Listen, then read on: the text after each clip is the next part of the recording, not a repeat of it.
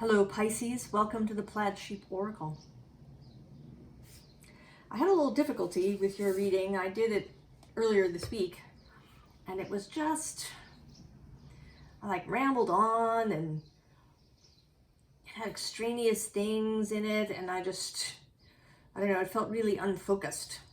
So I scrapped it and here we are now, Pisces. And I feel clearer, although it is, perhaps not surprisingly, not a straightforward message. So, we begin with this oracle. And this does have a sort of personal message for me. This and the other card that came out with it.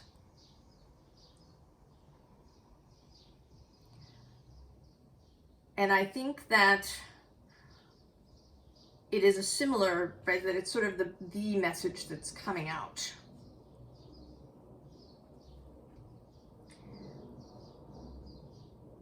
And that Pisces, you are moving into a new stage of your existence.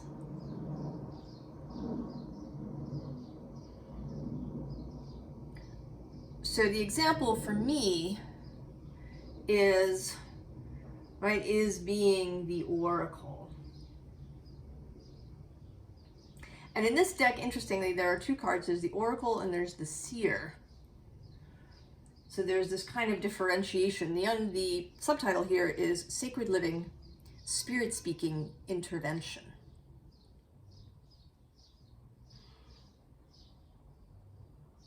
And the seer is a slightly more mundane energy. And I've often thought of myself as a seer, not so much of the future, but of the present, right? What is the sort of crux in front of me? I can see often through a bunch of extraneous details to what is the central issue at hand, right? If somebody brings me a problem or something that needs to be resolved. And also that I've seen, right, kind of reading between the lines or hearing between the words, kind of being able to really read the room. And I think that while that is not going away, that what is happening is this evolution from seer, right, in this kind of what you might want to say mundane way, into oracle. That is to say, where I am in greater communion with the all that is. So that the messages, what I see, become broader and have this source perspective, this ability to see beyond. I don't know, it's a little murky still for me exactly what this is about and in terms of what this means for me going forward. But so this is something for you, right? That what you do, you've been doing well, but in a mundane, sort of everyday way. So for example, right, if you're an architect, you've been, designing very nice spaces, right? They work, they're functional, they're attractive. But now you are being called to kind of move beyond that, right? To design spaces that do more, right? That speak to our spiritual existence. And that doesn't necessarily mean that you're suddenly going to start designing, you know, churches, or that you could design somebody's home in a way that is not just about, you know, the fact that they need 2 bedrooms and a large kitchen and, you know, a family room, but that takes into account the spirit of your client. Yeah. So it's this move beyond. And the other card that came out is this initiation. And this is from a deck that I made for myself, actually, just over the last few days, that I sort of think of as my witch deck. And it's a combination of metaphysical concepts and ideas and symbols. It's got some natural phenomena. It has types of magical working. It has some, you know, sort of shadowy bits, things like resentment or addiction. And then it has some extra sort of all that is stuff, right? Like the fellowship, which is how I think of my, what some people call soul family. And this initiation is, it kind of spans several of those categories, actually. So to be initiated into a new space, you know, it's a bit, right, that there used to be guilds, right? The Masons were one of the earliest guilds. And you would be initiated to each level as you gained skill and proficiency. And with each initiation, you learned new secrets. So there is an initiation happening here, Pisces.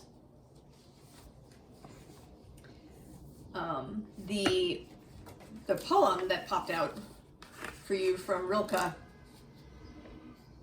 is actually a part of one of his letters to a young poet. If we imagine our being as a room of any size, it seems that most of us know only a single corner of that room, a spot by the window, a narrow strip on which we keep walking back and forth.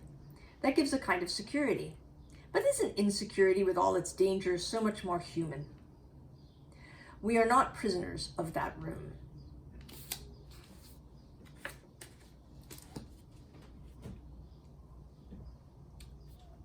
So here you are, Pisces, 8 of Pentacles, doing the work that you do, doing it well, enjoying it, focusing, but there is also this sense that maybe there is a little bit of boredom creeping in, a little bit of complacency, perhaps.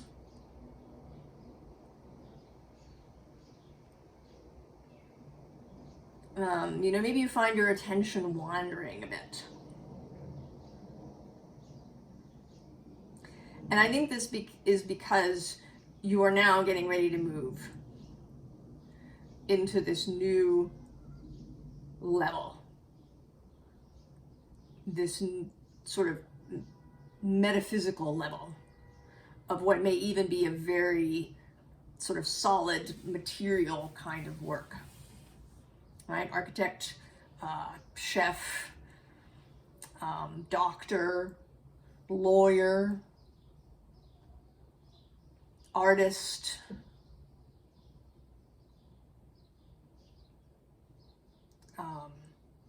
you know, maybe you do paintings of landscapes, and their character will change. so that when someone looks at them, they can feel the spirit of place.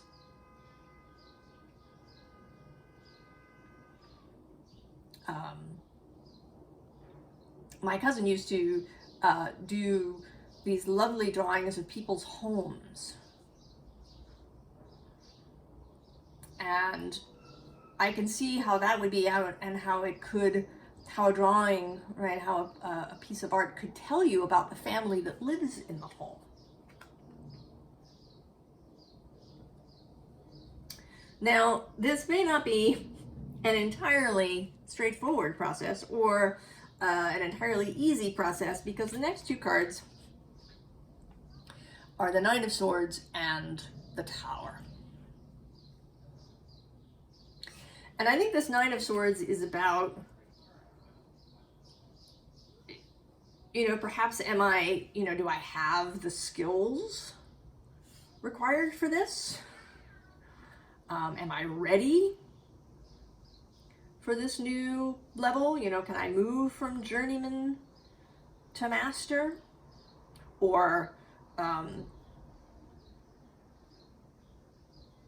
perhaps from dressmaker to dress designer?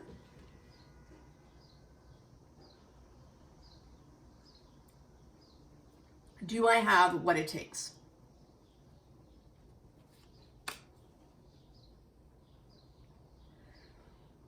And if I do this, is it really going to change something drastically, right? Is this going to change things, and will it require some sort of drastic change? Right? Well, I have to, quit my job because I'm an architect at this really, kind of buttoned down firm.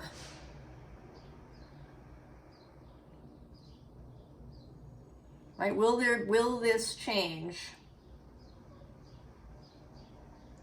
require some sort of, big upheaval of my life? And I think the answer to that is maybe. I think it depends. It will be different for different people. But don't think about that. Don't think about that. Right? Invocation, to invoke, to call forth, right? When we invoke a deity, or we invoke an idea, right? We are calling it in. What do you want to invoke into your life, into yourself, that would allow you to wear your red dress and dance, rather than existing in this space?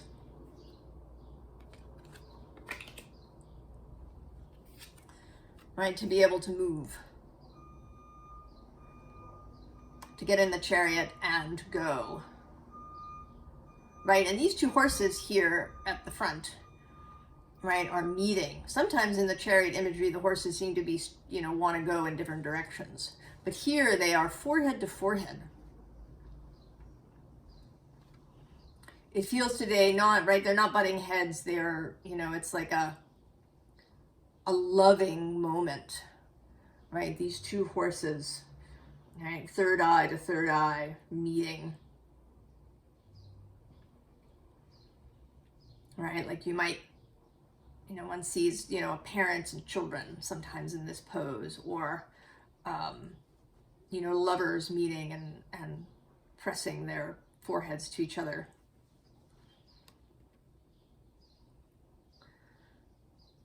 So this is you and your soul self. I mean, this is a theme that is developing here in these readings. Really, really coming into union and understanding as your whole self. That yes, there's this human focus that includes this animal body walking through a physical world. And at the same time, being this spiritual soul stream, a stream of the all that is, and that these two things exist simultaneously. And really coming to embody that, right? It's the horses, the animal bodies kind of here.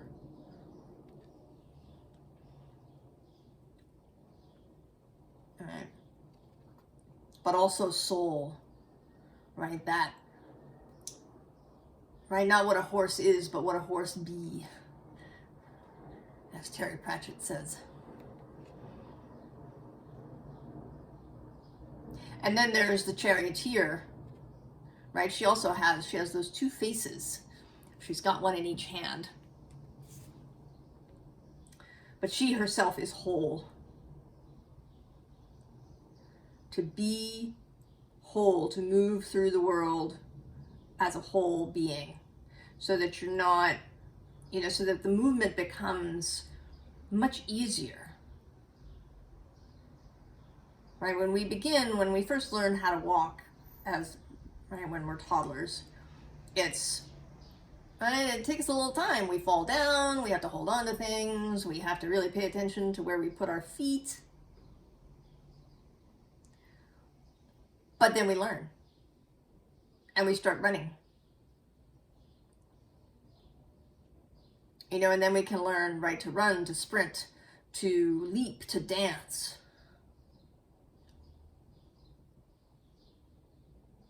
As we learn how to be whole.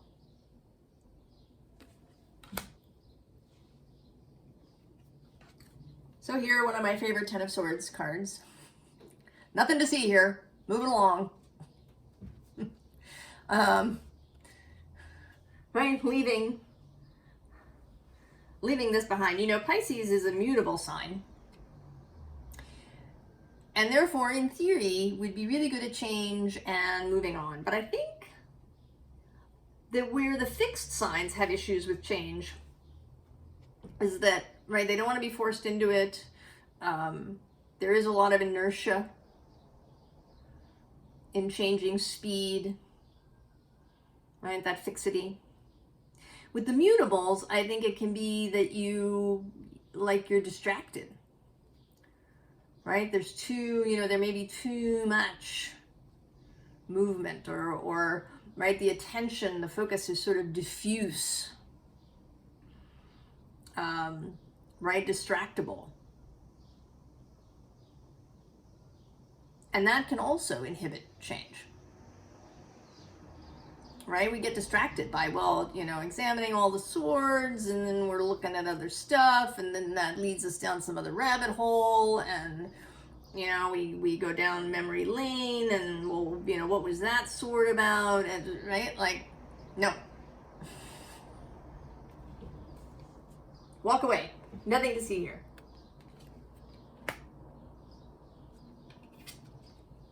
King of Cups. Get that stuff. I don't want to use the word control. Because it has, right, control has baggage. I need a new word. If anybody has one, stick it in the comments. But I also don't like management. Right, managing emotions has issues too. I think, right, a mature, masterful approach to emotions. Allowing them, right, they're not repressed or suppressed or over-controlled, but they're also not spilling out everywhere.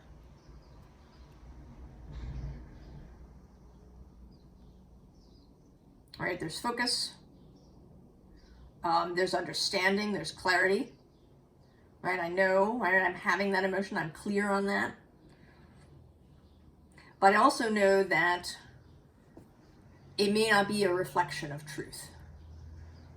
Right? Someone can say something to me that I find really upsetting because it's pressed on some sort of,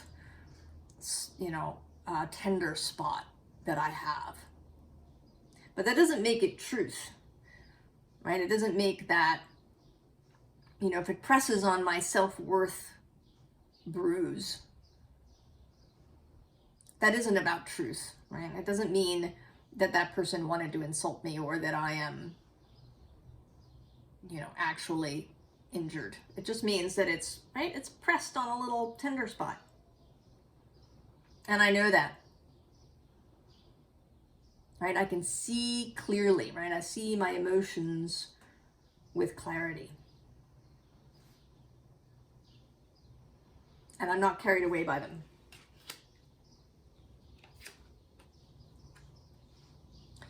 And then this Eight of Cups, right, moving away from something, but also in this case, this one in particular, this card with this Stonehenge in the distance, feels very much like moving toward. And in this case, moving toward a spiritual destination that is also physical.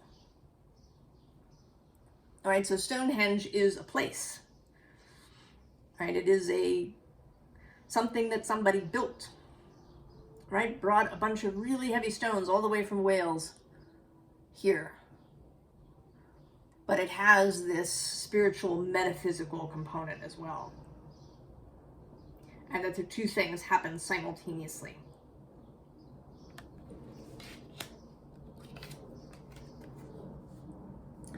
And then the Six of Swords, which is generally seen as another moving away card, right? There's usually a boat.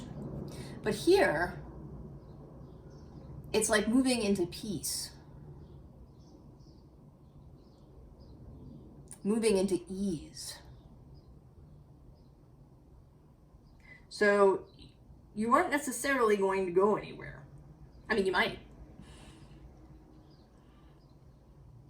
But this is really about, right, a mental shift.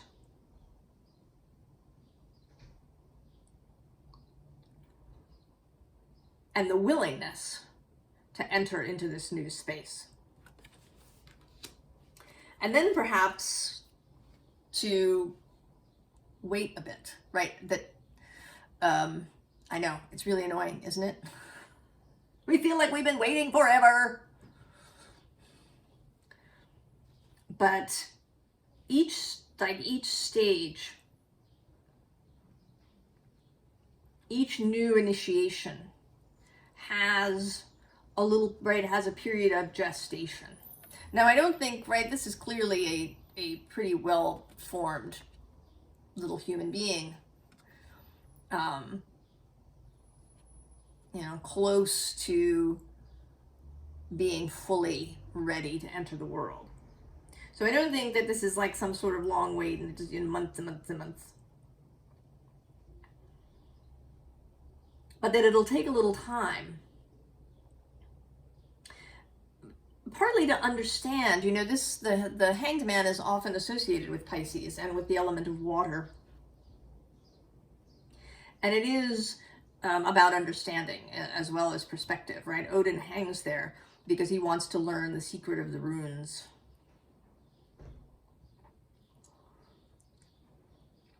So there is some learning, some comprehension, some absorption, right? Like that learning to walk. It's not like you sit in a corner, right, and do nothing, and then one day you get up and walk, right? You do, right? It's not a static process necessarily.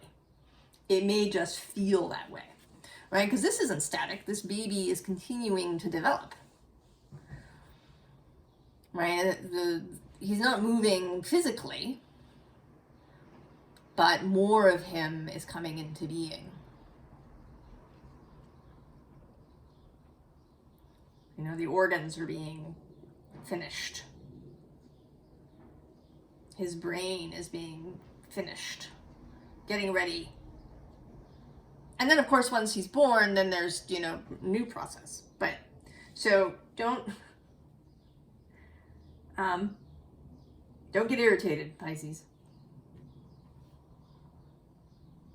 right? This is just bringing this newness into the self.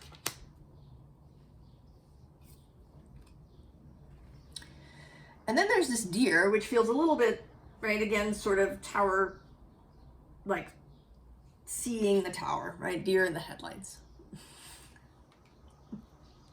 Energy. There is a little, it's not, right, this is not like deep terror or fear. But there is a little fear, and this scorpion comes out next, right? He's, right, Scorpio, which is related to the tower energy, which is Mars.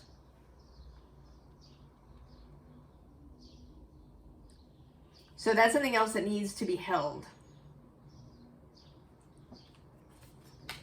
And you absolutely can. Here you are, coming out, the Knight of Cups. And coming back to our Grail. You have it. You have what you need.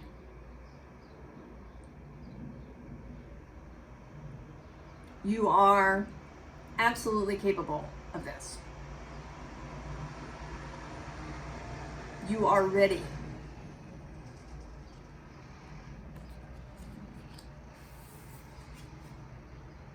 And this feels today like your soul, right? That aspect of you that knows you're ready, right? Is looking at you with understanding and compassion and clarity. And so the job here is to remember that you are also this as well as this.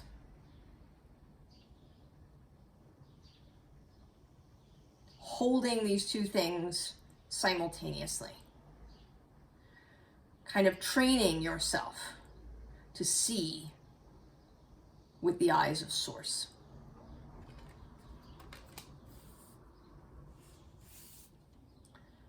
Right? See your own eternal flame.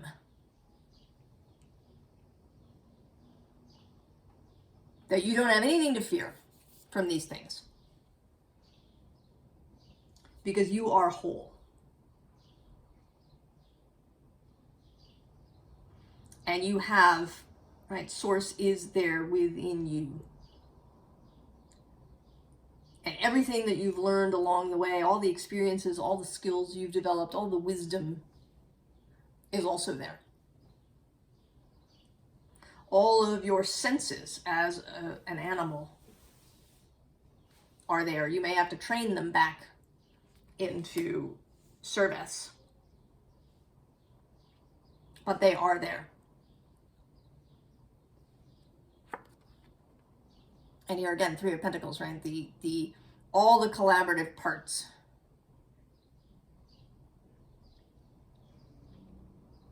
Right? Your human animal body, your human self, right? That thing we usually call the ego. And the soul self, all together under one roof. And here as well, right? Together.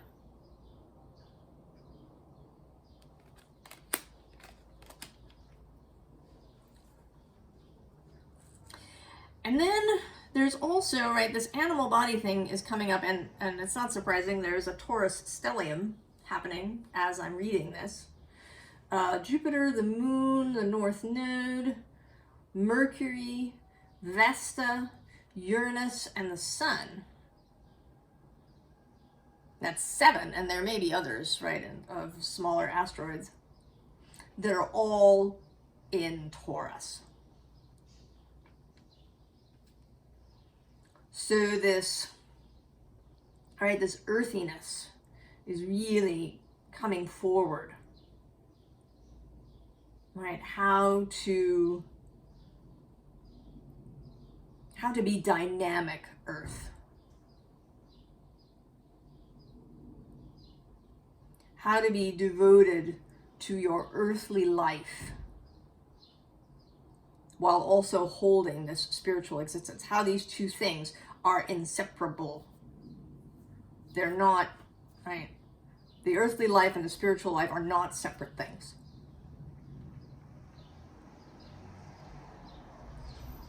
They are one thing. They are inextricably linked and woven and bound together. And it's when we try to separate them that we have troubles. So we get the Empress, fertility, and also the Queen of Pentacles. So pay attention to the physical aspects of your life, to, how you feel as an embodied being, to being your body, right? That's another thing that we sometimes separate. And there is a utility to, sort of seeing your body and talking to your body as if it was another individual, right? To these kinds of practices that we can do so that we can learn what we need. But as far as I'm concerned, the goal is to not have to do that, right? To be your own body.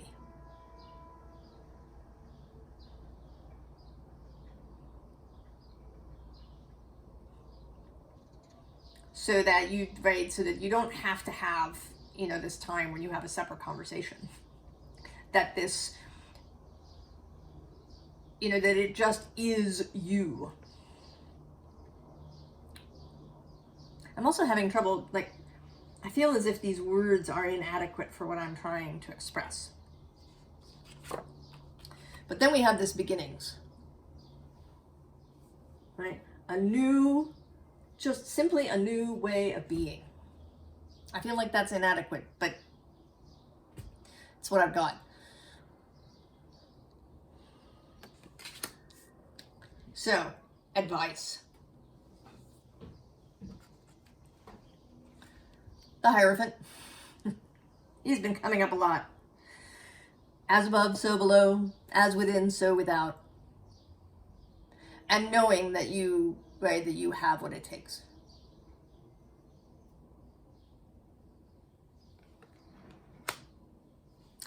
And then if there are, this may be going on around you. I don't think you're involved in this, but at least not on a regular basis, but this may be going on around you. In fact, it's almost certainly going on around you somewhere.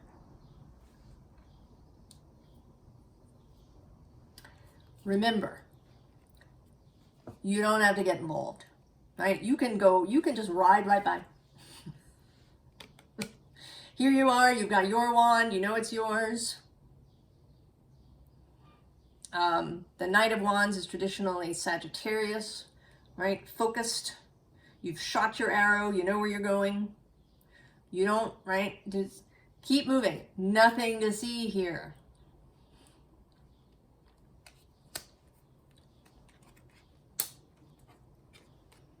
And then the Six of Swords in its more traditional version. Going towards.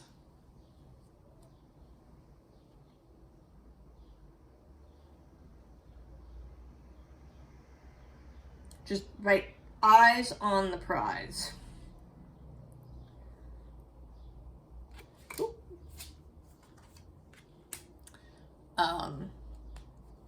Oh, see? I didn't look at the bottom card on this one, but he wanted to come out. The Magician. Yeah. Hierophant and Magician. And the High Priestess Oracle.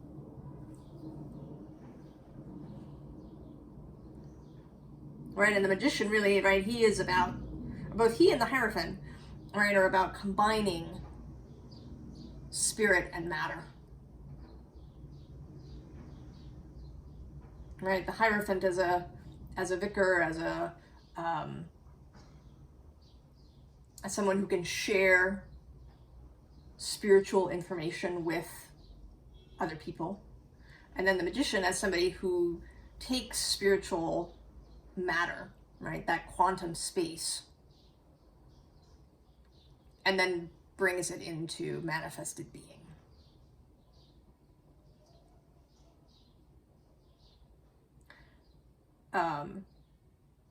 This, right, the what's, right, like the end of separation. And usually when we talk about that, we talk about, you know, how we think of ourselves, right, people as being separate from each other, when we're all one species and we are, you know, connected. But I think it's, right, a blanket call for separation of all the ways that we've boxed things up in our lives. You know, work is separate from home, and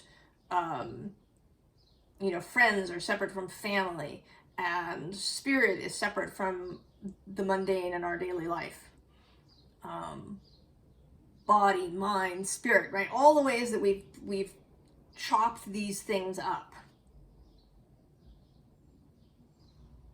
It wants to be made whole.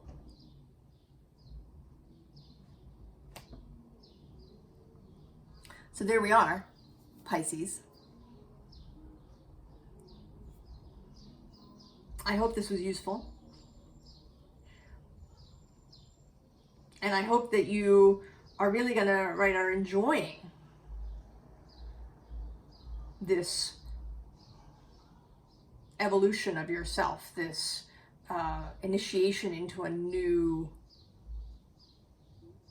way of doing whatever your work is. I wish you all the very best, Pisces, and I will see you next time. So long.